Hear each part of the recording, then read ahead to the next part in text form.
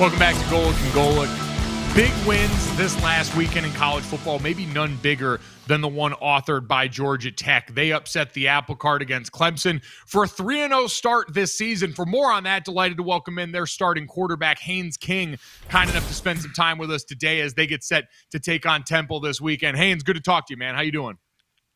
Doing pretty good so far. Thank you. I should ask more how you're feeling. I jokingly authored a tweet this weekend that you waking up on a Sunday morning has to feel like a mild car wreck because you go out there and you truly put your body on your line for your team in a way very few quarterbacks do. What is that feeling like for you at this point, sixth year of your college career, waking up the morning after some of these physical games like the one you played this weekend? It definitely all feels better after a win. But I guess you'd say the world may never know exactly how I feel physically and all that.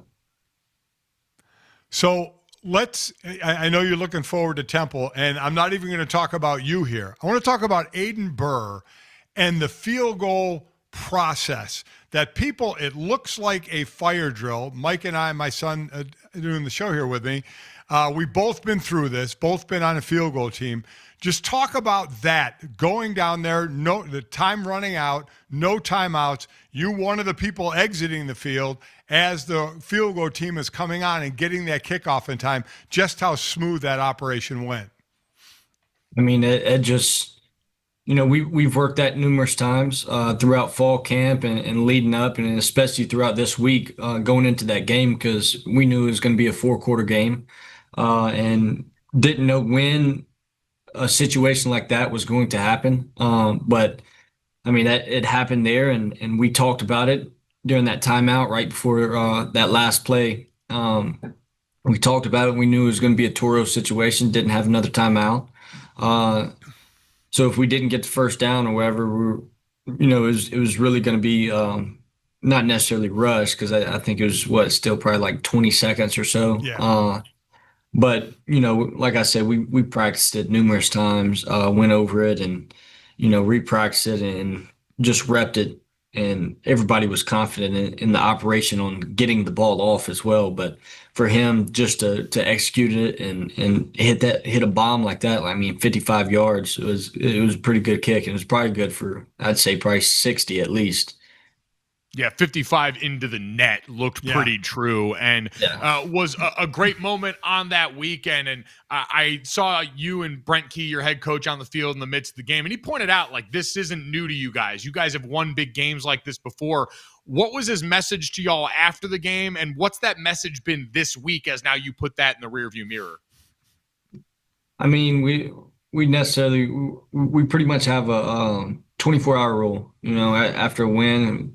Then the next time you come in the building, it's flush it, and we're on to the next. And I feel like the team this week did a pretty good job of flushing it and moving on to the next and focusing on Temple for this week. Yeah. Again, at what point? I know it's 24 hours, but does the coach have to talk during the week? Does he have to remind the players, or is it a veteran enough team that you know yourselves?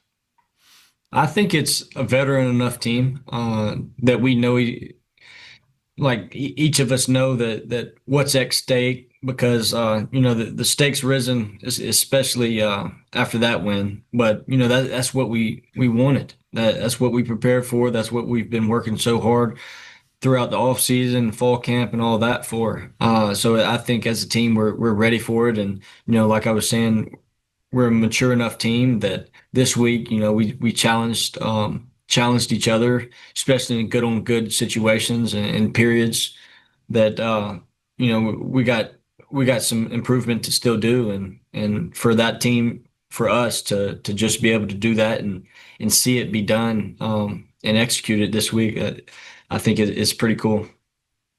Incredible, as no doubt the attention will continue to surround you guys because of what you've accomplished as a team so far. For you as an individual to start hearing your name get some Heisman buzz as we're now 3 weeks into this season, how has that been for you? I mean, it's been pretty good because, as a young kid, this is what you dreamed of. This is what you want to be a part of, especially seasons like this. And the way it's happened my last 3 years here. Just being here throughout the whole thing of building this thing from the ground up the right way. Talk about Brent Key, your coach, and just what he brings to the equation. I mean, just a real genuine guy that wants to have a tough and disciplined football team, and that's what I think that that's what I think our identity is. Throughout the first three games, the first two we kind of struggled with a little bit of penalties, turnovers, and stuff like that, and we've been stressing the discipline part since then. And I felt like we went out there and had a pretty clean game versus Clemson, and we still had a pretty clean game, but there's still more room for improvement, whether it's execution or even, like I said, the discipline part, because we still had a couple of penalties. Do you guys allow yourselves in the locker room with your coach to talk about the longer term goals for the season, ACC championship, college football playoff? How do you guys approach that? I mean, we approach it with that mindset every day. We all want to and believe that this team could be an ACC championship and also a national championship. Just like I was saying, with how mature we are and all of that, the way we approach every day, we're preparing for a championship game. How about you? Is this season taking on any more meaning, knowing it's your last year in college football? I mean, for sure. You always want the last year in football, whether it's college, high school, pros, whatever it is. You want it to be the best season, the most fun season. And I've learned, from high school to just soak all of it in and just have fun and be in the moment and just have fun with your teammates and the guys that you've worked with this whole off season.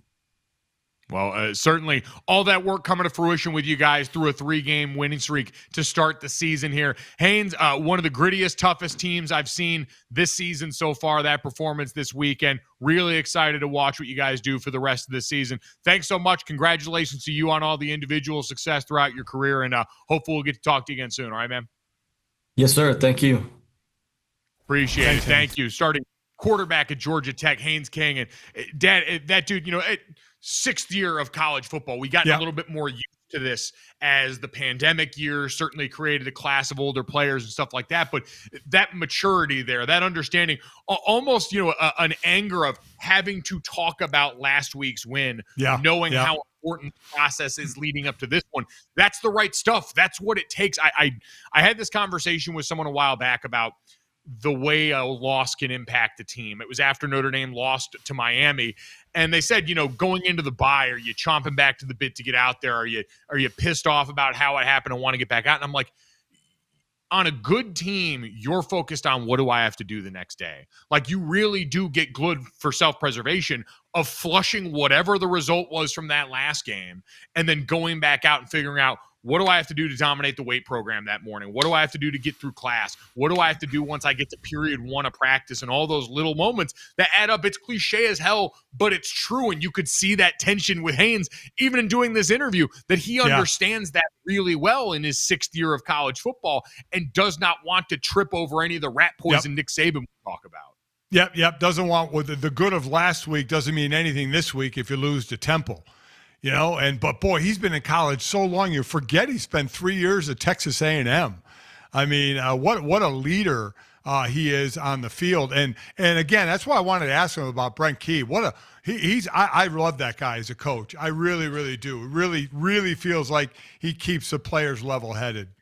There is an edge to him that is what I expect when you've got an O-line coach that becomes a head coach. Yep. And when he got this opportunity, you knew they would have their imprint in that area. And every year I can go into the season, as long as he's there, knowing that the Georgia Tech offensive line is going to run the hell out of outside zone and counter. They're going to have a great backfield with this kind of spread option attack they've got with Haynes King, with Jamal Haynes, with the rest of the speed in that backfield. And they are going to give. They were built to give defenses like Clemson trouble last week. You look ahead of the rest of their schedule, Temple this week, at Wake Forest, at Duke, at NC State, and Georgia at the end of the season. Not a pushover schedule by any means, Dad, in the ACC, but they've proven now if they're healthy and come out on their best day, they can play toe-to-toe with anybody in the country. So very excited to see what this team happens to do here right now. So thank you to Haynes King for stopping by here. The ACC, Dad, all of a sudden really interesting. Florida State, Miami, Georgia Tech, what Clemson's going to do in the response here. Your crystal ball, Dad, if you had to call it right now, who do you think still has the best opportunity to win the ACC? I just think Miami does. I think they're the best on both lines of scrimmage right now. And we talk about where games are won and lost. That's where they're won and lost. Doesn't mean Florida State or Georgia Tech can't obviously compete with Miami. But Miami with the steady hand of Carson Beck, and he's playing like he did 2 years ago, not like last year. And those lines of scrimmage, I definitely think Miami's a team to beat. I agree, and we mentioned it before. The names that we talked about at quarterback going into this season and the names that have stepped up so far, a little bit different. Haynes King, who we just talked about, veteran player who's been around, having a phenomenal season so far. Carson Beck was the number 1 overall pick going into 2 seasons ago at the start of Georgia's season, and then was left for dead this offseason. It is amazing to watch now as we get to the actual games being played, who's decided to go out here and change their fortunes, change their future, and change the way we look at the start of this season. Georgia Tech certainly done that.